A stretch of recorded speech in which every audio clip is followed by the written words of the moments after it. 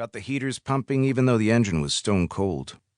Those small tasks accomplished, I walked between the bench seats with my head tucked so it didn't hit the roof.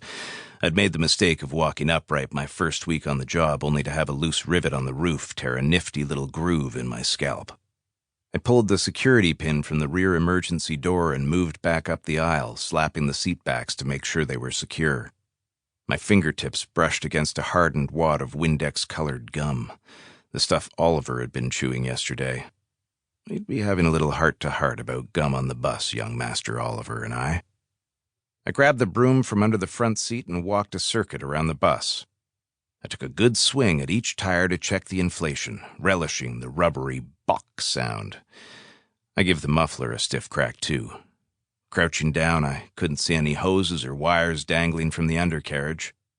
I popped the side door, lowered the wheelchair lift, and raised it up again. It had been sticking a bit lately, but today it lifted smoothly. I cracked the emergency door, heard the buzz, and shut it.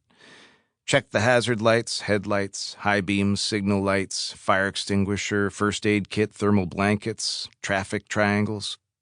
I eyeballed the 7-way mirror system, the fisheyes, the riot mirror. Checked the windshield wipers and horn and emergency brake, the fan, the squelch button on the CB radio. Check, check, check, check, check. All systems go, rock and roll. At 7:45, I pulled onto the road. The radio murmured. A few code yellows, a driver no-show in the north end. The wet streets shone in the new sunlight. I drove past schools and gas stations and a 7-Eleven, rolling with the tide of morning commuters. I pulled up to a stoplight beside a big school bus. The driver and I exchanged the customary school bus driver salute, one hand lifted halfway off the wheel, fingers outspread in casual greeting. The bus's automatic transmission dropped into second gear as it forged up a hill and slipped effortlessly into third as I crested it.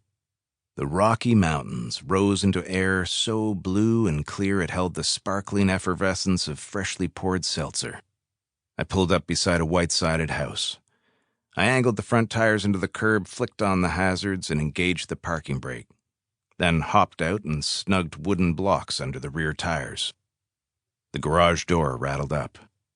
Calvin walked down a wooden ramp that connected the garage's inner door to the driveway.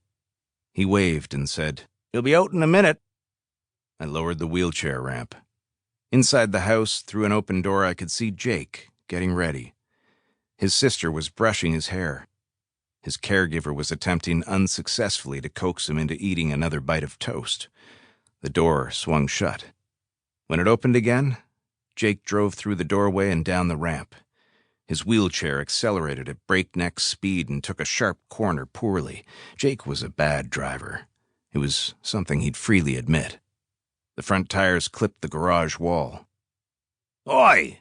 Calvin called after him. "Careful, my son." "Craig!"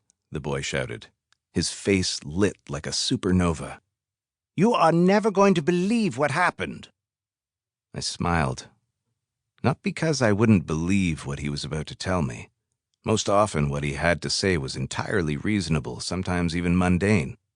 I smiled because his enthusiasm kindled a giddiness in me, a soda pop fizz that started in my belly and percolated all through me. "So what's this amazing news?" I asked. The boy cast a glance over his shoulder at his father. His voice dropped to a conspiratorial whisper. "Tell you later."